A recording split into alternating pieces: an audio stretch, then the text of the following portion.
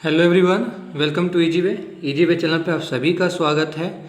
इस लेसन में हम लोग बात करने वाले हैं बिहार एसएससी सीजीएल यानी कि बिहार सचिवालय सहायक का साइंस का सिलेबस।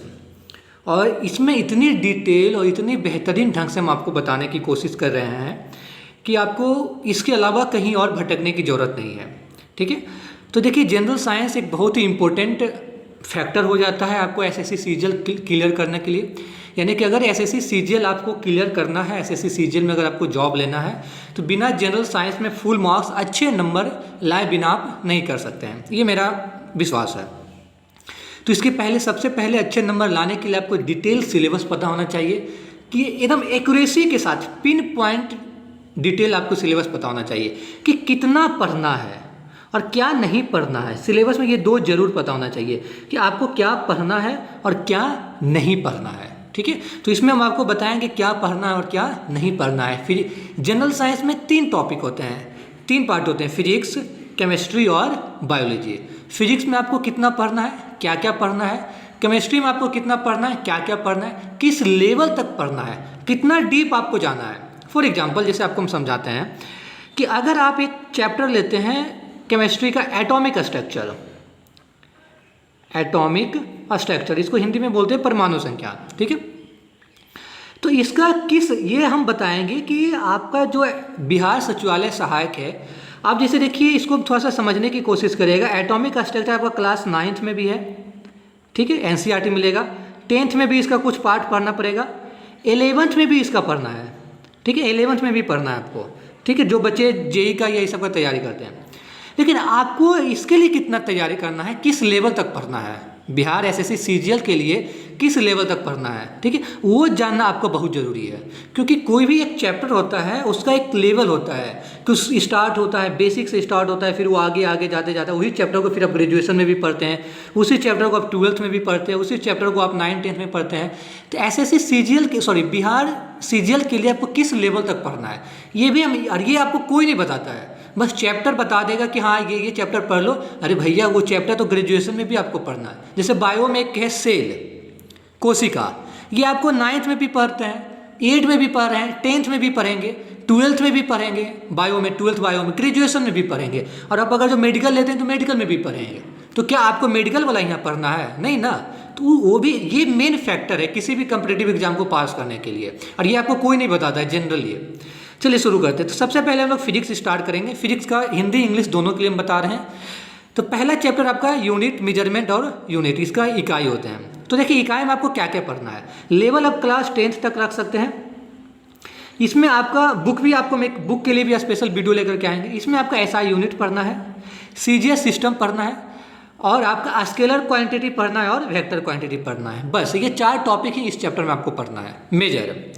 अगला आपका मैकेनिक्स है, जिसको यांत्रिक कहते हैं। इसमें आपका न्यूटन लॉ ऑफ मोशन पढ़ना है। ठीक है, फ्रिक्शन पढ़ना है। ठीक है, फ्रिक्शन पढ़ना है आपको। उसके बाद फ्रिक्शन में भी आपका पार्ट हो गया स्टैटिक फ्रिक्शन,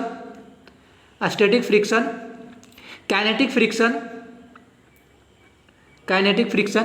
ठीक है, माफ़ करिएगा, मेरा इंग्लिश लैंग्वेज है इसलिए हम इंग्लिश में ही बता पा रहे हैं। हिंदी में आप उसको ट्रांसलेट कर दीजिएगा। नहीं तो जो बच्चे हिंदी में जानना चाहते हैं कमेंट में लिखिएगा। अगर ज़्यादा बच्चा का कमेंट रहा तो हम हिंदी में भी इसको लेकर के हम आएंगे। ठीक है, तो न्यूटन लॉ ऑफ मोशन पढ़ना है, स्टैटिक फ्रिक्शन, काइनेटिक फ्रिक्शन पढ़ना है। फिर इसमें आपको पढ़ना है पोटेंशियल एनर्जी, काइनेटिक एनर्जी हो गया, पोटेंशियल एनर्जी, काइनेटिक एनर्जी। फिर इसमें आपको पोटेंशियल एनर्जी पढ़ना है। ठीक है, फिर इसी में आपका आर्थमेटिक प्रिंसिपल आ गया, बर्नौलीज प्रिंसिपल आ गया, ये सारा कुछ इसमें पढ़ना है। लेवल आपका रहेगा क्लास 10th अप टू, थोड़ा थोड़ा आप इनिशियल 11th का भी ले सकते हैं, इनिशियल, डिटेल में नहीं जाना आपको। अगला आपका है मोशन अंडर ग्रेविटी ग्रोथ, ये आपका हो गया। ठीक है, तीसरा चैप्टर। चौथा chapter physical property of metal. ठीक है, फिजिकल प्रॉपर्टी में आपको पढ़ना है केमिकल एंड फिजिकल प्रॉपर्टी। इसमें क्या क्या पढ़ना है, जैसे कि बर्फ़ से पानी में कन्वर्ट होता है, वाटर, यानी कि बर्फ़ जब हमारा होता है, बर्फ़ वो पानी में कन्वर्ट होता है, ये कौन सा है, फिजिकल प्रोसेस है या केमिकल प्रोसेस है। बर्निंग ऑफ मोमबत्ती जल रहा है या कोयला जल रहा है, ये कौन सा प्रोसेस है, फिजिकल प्रॉपर्टी या केमिकल प्रॉपर्टी, ये आपको पढ़ना है। ऑप्टिक्स में आपको पढ़ना है आपका पहले तो रिफ्लेक्शन, दूसरा रिफ्रैक्शन, फ्रैक्शन होता है, फिर आपका होता है टोटल, बता रहे हैं टॉपिक आपका टोटल इंटरनल रिफ्लेक्शन। फिर आपको पढ़ना है लेंस, फिर आपको पढ़ना है मिरर, फिर लेंस फार्मूला, मिरर फार्मूला, ये हो गया। फिर आपको पढ़ना है myopia, hyper myopia, concave lens, ये सारा कुछ।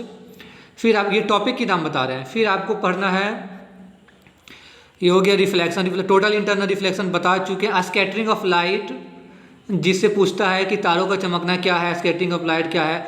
तो फाइबर एक था, हाँ, scattering of light, total internal reflection बता चुके हैं आपको। फाइबर ऑप्टिक्स आजकल बहुत इंपॉर्टेंट है, फाइबर ऑप्टिक्स। फिर आपको पढ़ना है फाइबर ऑप्टिक्स, ये सारा कुछ हो गया, कुछ छूटा तो नहीं। रिफ्लेक्शन, स्कैटरिंग ऑफ लाइट हो गया, टोटल रिफ्लेक्शन हो, हाँ, रिफ्रैक्टिव इंडेक्स कहाँ लिखें, रिफ्लेक्टिव इंडेक्स शॉर्ट में लिखते हैं, रिफ्रैक्टिव इंडेक्स, ये हो गया। मीडियम, इसी में आपको पढ़ना, इसी में मीडियम हो जाएगा, ठीक है। लेंस फार्मूला और मिरर फार्मूला बता चुके हैं। हाँ, ऑप्टिक्स में इतना आपको पढ़ना है, ऑप्टिक्स बड़ा चैप्टर है तो ये सारा कुछ पढ़ना है। हीट एंड थर्मोडायनेमिक्स, इसमें आपको पढ़ना है, हीट के बारे में पढ़ना है, कैलोरी के बारे में पढ़ना है। थर्मोडायनेमिक्स में आपका हो गया हीट हो गया, हाँ, इसमें आपका हो गया कंडक्शन के बारे में पढ़ना है, कंडक्शन के बारे में पढ़ना है, कन्वेक्शन के बारे में पढ़ना है, ठीक है। रेडिएशन के बारे में पढ़ना है, रेडिएशन के बारे में पढ़ना है, ठीक है। कंडक्शन, कन्वेक्शन, रेडिएशन, ये सारा कुछ के बारे में पढ़ना है। फिर आपका हो गया वेव मोशन में हो गया। लाइट में ही देखिए, लाइट यहाँ पे हम आपको लिख देते हैं लाइट, ठीक है। लाइट में डुअल नेचर होता है, सॉरी दिख नहीं रहा, लाइट डुअल नेचर होता है, एक होता है वेव नेचर, एक होता है पार्टिकल नेचर, ये दोनों आपको पढ़ना है, वेव नेचर और पार्टिकल नेचर, ठीक है, लाइट में। और फिर आपका हो गया साउंड में, तो साउंड में आपका हो गया लॉन्गिट्यूडिनल वेव, ट्रांसवर्स वेव, इसका दो प्रकार का होता है, लॉन्गिट्यूडिनल वेव, ट्रांसवर्स वेव। इसी में आपका हो गया सारा कुछ, infrared, ultrasonic, X ray, by रे, अल्फा, बीटा, गामा, कॉमेज रे, ये सारा कुछ, कॉमेज रे, ये सारा कुछ इसमें आपको पढ़ना है। फिर इलेक्ट्रिक करंट, बहुत इंपॉर्टेंट, इलेक्ट्रिक करंट में आपका हो गया एम्पियर पढ़ना है। वोल्टेज के बारे में आपको पढ़ना है, वोल्ट मीटर, थोड़ा सा यहाँ पे बता देते हैं, वोल्ट मीटर के बारे में आपको पढ़ना है, वोल्ट मीटर के बारे में पढ़ना है, आमीटर के बारे में पढ़ना है, पोटेंशियोमीटर के बारे में पढ़ना है,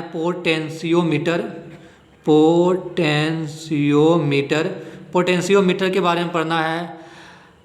डायनमो के बारे में पढ़ना है, जो कि फेवरेट है इसका, डायनमो के बारे में पढ़ना है। जनरेटर के बारे में पढ़ना है, जब उसके बाद इलेक्ट्रिक करंट में एसी करंट के बारे में पढ़ना है, डीसी करंट के बारे में पढ़ना है, अल्टरनेटिंग करंट, डायरेक्ट करंट, ये सारा। रेसिस्टेंस के बारे में पढ़ना है, रेसिस्टेंस के बारे में पढ़ना है। ओम्स लॉ के बारे में पढ़ना है, ओम्स लॉ। और क्या क्या हो गया, ये सारा टॉपिक हो गया, ओम्स लॉ हो गया, रेसिस्टेंस हो गया, रेसिस्टिविटी हो गया, इसी में रेसिस्टिविटी हो गया। इसी में सेमी कंडक्टर आप जोड़ लीजिए, सेमी कंडक्टर, कंडक्टर हो गया इसी में, कंडक्टर। इंसुलेटर भी इसी में आप जोड़ लीजिए, इंसुलेटर, ठीक है। ये सारा कुछ आपको पढ़ना है, किस में, इलेक्ट्रिक करंट में। तो ये चैप्टर के नाम आपको बता दिए हैं, टॉपिक के नाम बता दिए हैं कि फिजिक्स में आपको क्या क्या पढ़ना है और कितना पढ़ना है। इसके अलावा आपको कुछ और नहीं पढ़ना है। अगर किसी भी बच्चे को लैंग्वेज में दिक्कत हो रहा है कि सर प्लीज़ आप इंग्लिश में बता रहे हैं, हम बता दी, मेरा मजबूरी, क्योंकि हम इंग्लिश मीडियम से पढ़ाई किए हैं तो मुझे इंग्लिश में पता है सब कुछ, ठीक है। अगर आप कहेंगे तो हम हिंदी मीडियम के लिए आप उसको हिंदी में भी हम एक अलग, अगर ज़्यादा स्टूडेंट बोला कमेंट में कि सर प्लीज़ इसको हिंदी मीडियम में लेके आइए, तो हिंदी मीडियम में भी हम लेकर आएंगे सारा टॉपिक, ठीक है। अगला हो गया आपका केमिस्ट्री में आते हैं, फिजिक्स। हाँ, फिजिक्स में कितना चैप्टर आपको पढ़ना है, तो फिजिक्स में टोटल 9 चैप्टर आपको पढ़ना है, ठीक है। अब बात करते हैं हम केमिस्ट्री का। तो केमिस्ट्री में आपको क्या क्या पढ़ना है इसके बारे में भी बता देते हैं, एक सेकेंड। केमिस्ट्री रसायन विज्ञान हो गया, रसायन विज्ञान पहला चैप्टर आपका स्ट्रक्चर, एटॉमिक स्ट्रक्चर हो गया, ठीक है। संरचना, इसमें आपको क्या क्या पढ़ना है, एटम्स के बारे में पढ़ना है, डाल्टन एटॉमिक थ्योरी के बारे में पढ़ना है, रदरफोर्ड के बारे में पढ़ना है, Rutherford atomic models, Bohr's atomic models, atom हो गया, एटम्स के अंदर, इसी के अंदर पढ़ लीजिएगा मॉलिक्यूल्स, इसी के अंदर पढ़ लीजिएगा कंपाउंड, ठीक है। तो एटम्स, मॉलिक्यूल्स और कंपाउंड, इस में डिफरेंस क्या है ये पढ़ लेंगे। डाल्टन एटॉमिक थ्योरी पढ़ लीजिएगा, रदरफोर्ड एटॉमिक थ्योरी पढ़ लीजिएगा, बोर्स एटॉमिक थ्योरी पढ़ लीजिएगा, ठीक है। फिर आपका डिस्कवरी ऑफ पढ़ लीजिएगा, डिस्कवरी ऑफ प्रोटॉन, इलेक्ट्रॉन और न्यूट्रॉन, ये पढ़ लीजिएगा। इसी में अल्फ़ा रे और बीटा रे के बारे में भी पढ़ लीजिएगा, इसका भी डिस्कवरी पढ़ लीजिएगा। और कहाँ से पढ़ना, एक बुक के बारे में भी हम लेकर आएंगे। देखिए दोस्तों बात ये है कि हम आपको पढ़ा सकते हैं, बट मेरे पास टाइम की कमी है। तो इतना बेहतरीन ढंग से आपको पढ़ाते हैं ना कि मज़ा आ जाता है। बोलते कि जेन्युइन दिल से बोलते कि सर क्या आप पढ़ाएं, आपको मज़ा आ जाता पढ़कर। लेकिन मेरे पास टाइम की कमी है, इसलिए हम क्लासेस लेके आ नहीं पा रहे हैं। कोई हम कोचिंग वाला नहीं है, जो भी लाते हैं फ्री ऑफ कॉस्ट ही लाते हैं आपके लिए। बस सोचते हैं आप लोगों के लिए कुछ करना चाह रहे हैं दिल से। चलिए फिलहाल अब इस पर फोकस करते हैं। हाँ, तो एटम्स के बारे में पढ़ना है, मॉलिक्यूल्स के बारे में पढ़ना है, कंपाउंड के बारे में पढ़ना है, Dalton atomic theory, Rutherford atomic theory, Bohr's atomic theory, discovery of electron, proton, neutron, इसका मास, इसका चार्ज, सारा कुछ इसी में, अल्फा पार्टिकल, बीटा पार्टिकल्स। फिर इसमें आप पढ़ लीजिएगा क्वांटम नंबर के बारे में पढ़ लीजिएगा, यहाँ से क्वेश्चन पूछता है क्वांटम नंबर हो गया। और इसमें क्या पढ़ेंगे आप, एक मिनट याद करने दीजिए। क्वांटम नंबर हो गया। एनर्जी सेल पढ़ लीजिएगा, एसपीडीएफ, अगर आपको थोड़ा सा एडवांस लेवल जानना है तो, ताकि एक भी क्वेश्चन ना छूटे। एसपीडीएफ हो गया, ये आपका हो गया। और इलेक्ट्रॉनिक कन्फिग्रेशन, हाँ सबसे इम्पोर्टेंट है, इलेक्ट्रॉनिक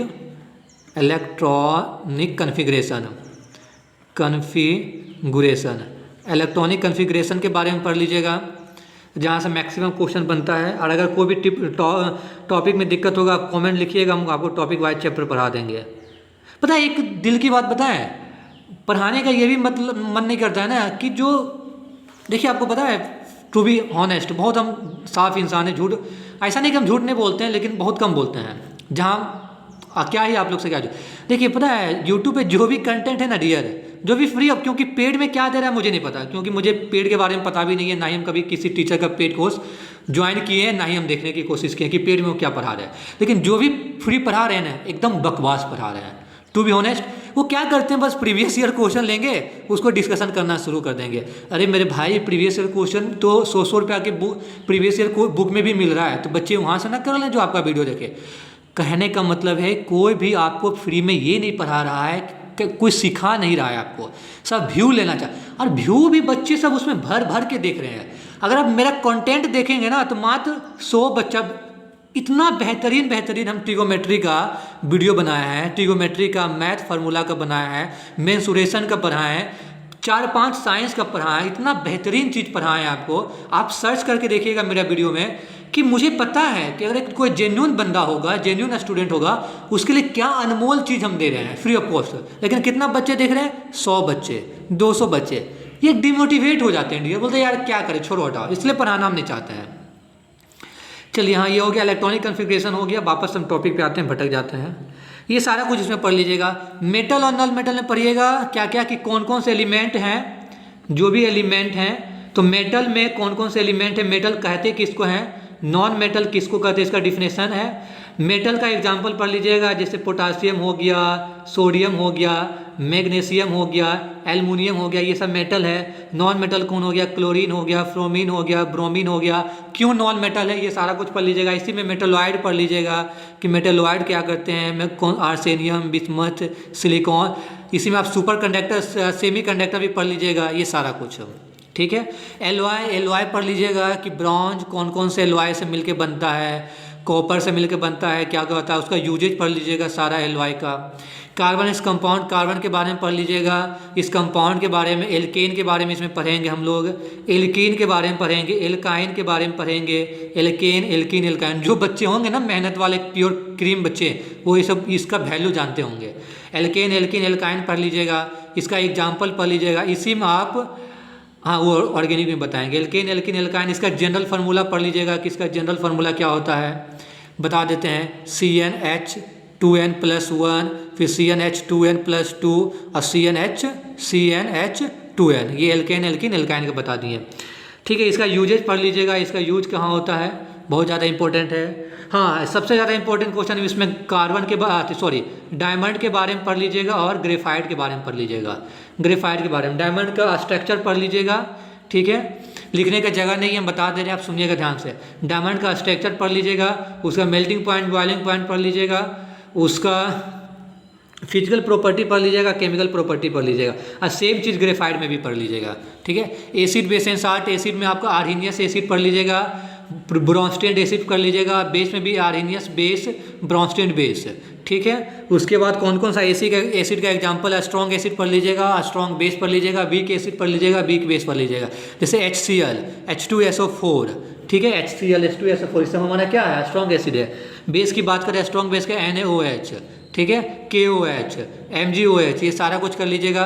कुछ जो सबसे ज़्यादा इंपॉर्टेंट हम बताएं, एक नया पेज ले लेते हैं, रुक जाइए, नया पेज लेने की मैं कोशिश कर रहा हूँ, 1 मिनट माय डियर, थोड़ा मुझे टाइम दें। सबसे जो ज़्यादा, थोड़ा वीडियो लंबा हो जाएगा, सबसे जो ज़्यादा इंपॉर्टेंट है साइट्रिक एसिड। शायद नींबू में कौन सा एसिड पाया जाता है, विनेगर में कौन सा एसिड पाया जाता है ना।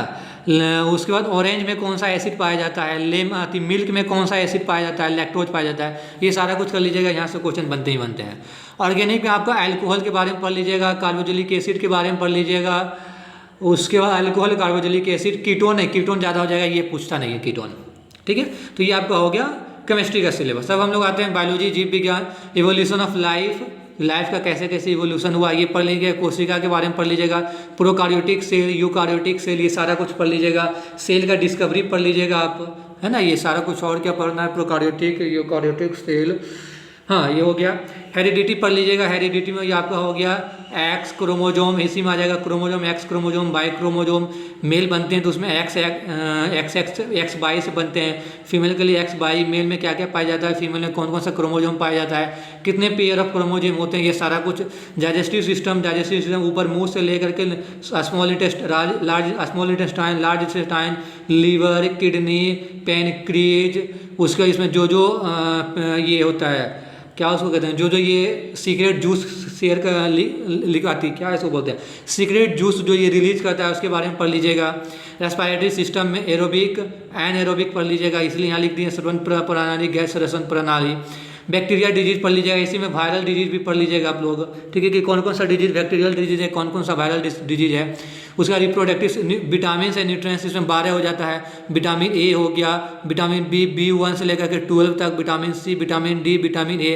इसमें कौन सा वाटर सोल्यूबल विटामिन है, कौन सा फैट सोल्यूबल विटामिन है, ये पढ़ लीजिएगा। इसका सोर्स क्या है, इसकी कमी से कौन कौन सा बीमारी होती है, ये पढ़ लीजिएगा। रिप्रोडक्टिव सिस्टम हो गया आपका, सेक्सुअल रिप्रोडक्टिव सिस्टम हो गया, और ये सेक्सुअल रिप्रोडक्टिव सिस्टम हो गया, ठीक है। इसका एग्जाम्पल पढ़ लीजिएगा।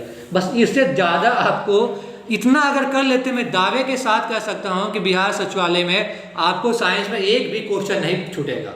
और कहां से पढ़ना है ये आपको हम सिलेबस बता दिए हैं, चैप्टर बता दिए हैं, टॉपिक बता दिए हैं, और कहां से पढ़ना है आपके पास 2 रास्ता है। एक तो मेरा बनाया हुआ हैंड, एक बार अगले वीडियो में हम नोट्स भी बताएंगे, लेकिन वो इंग्लिश मीडियम में मिलेगा, लेकिन हम आपको दिखा जरूर देंगे।